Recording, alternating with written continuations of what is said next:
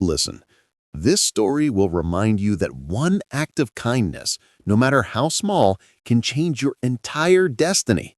Stay with me, because what you're about to hear might just rewrite the way you think about life.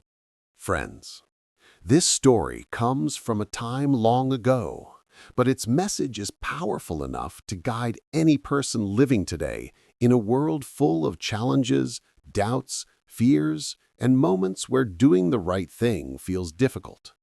In a small, quiet village, surrounded by fields, mountains, and simple people, there lived a man named Moan, a man whose life looked ordinary on the outside, but whose heart carried the extraordinary weight of kindness.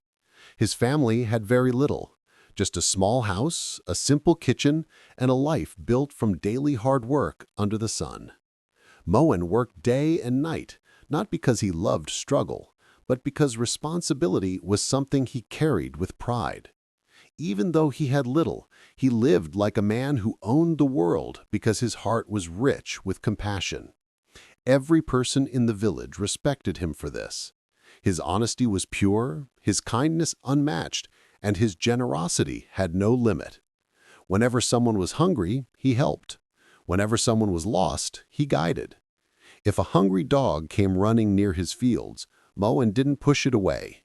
Instead, he took food out of his tiffin and placed it before the dog with a smile, as if helping it gave him more joy than eating himself. If a traveler passed by, tired, hungry, dusty from the long road, Moan didn't think twice before sharing his own meal. His wife Sunita didn't always understand this side of him.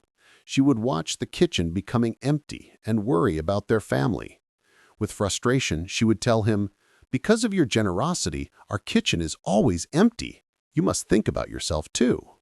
But Moan would simply smile, a smile filled with faith, and say, "Sunita, a hungry stomach is the enemy of peace. If God has given us the ability to help, why shouldn't we? What we give returns to us in ways we never expect." Sunita would shake her head, but she knew one thing clearly. Moan's heart was not something she could fight with logic. One afternoon, while Moan rested after working since morning, a voice came from outside, weak and tired.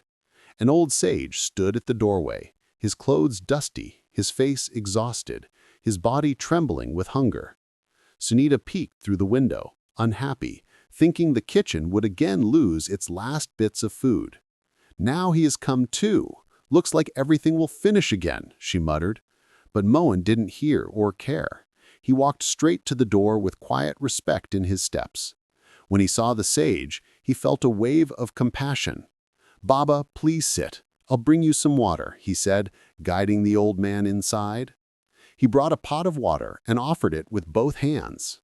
The sage drank slowly, each sip bringing back a little life to his tired body. After finishing, he breathed deeply and said, "Son, I haven't eaten in 2 days. If you can give me something to eat, I will be grateful." Moan immediately went to the kitchen, but when he opened the box, he saw only 2 rotis, meant for his own lunch. For a moment, he stood silent, not because he was unsure, but because he knew the decision he was about to make would upset Sunita again.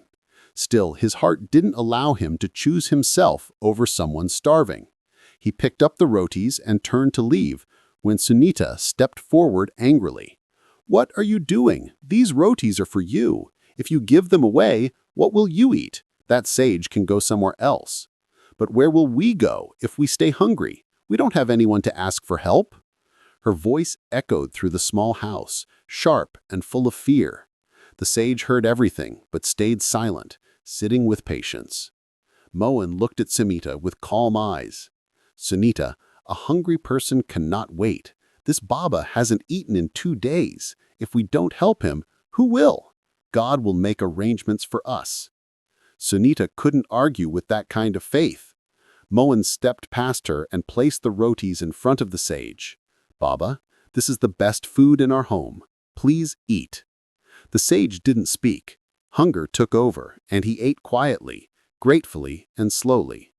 After eating, he drank water again and sat peacefully, his face glowing with relief. Time passed. Then the sage stood up and called Moan near him. "Son," he said gently, reaching into his old cloth bag, "I want to give you something." From inside, he brought out a shining golden bowl. Its glow filled the small room, surprising Moan, and even Sunita. Moan stepped back. "Baba, I can't take this. This is yours. I can't accept such a precious thing." The sage smiled, a smile filled with wisdom older than the mountains around them. "Last week, a king gave me this bowl, but I have no use for it. I was searching for someone worthy, someone who gives without expecting, someone who helps naturally. Today, I found that person." Moan couldn't speak. The sage continued, "Son, this bowl is the result of your good deeds. Always remember, karma is true dharma. You helped me without thinking about yourself. You fed me when you barely had enough for yourself. These actions don't go unseen. God watches everything and rewards when the timing is right. Kindness is never wasted."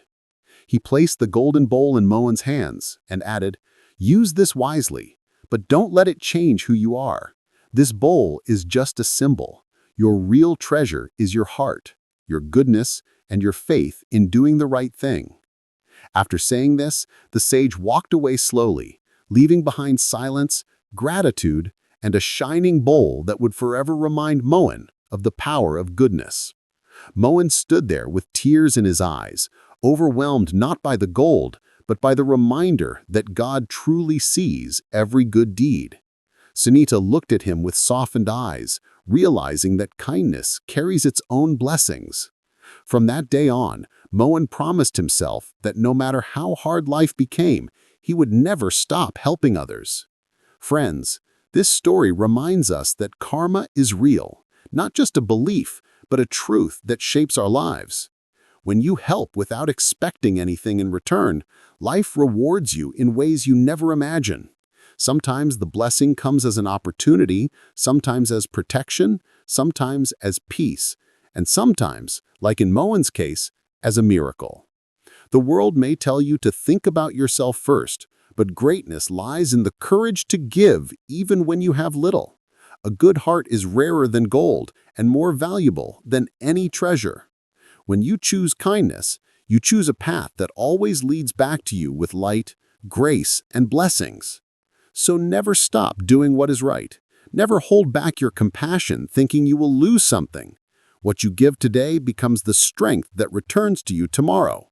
And always remember, God may not reward you instantly, but He never forgets a single act of goodness.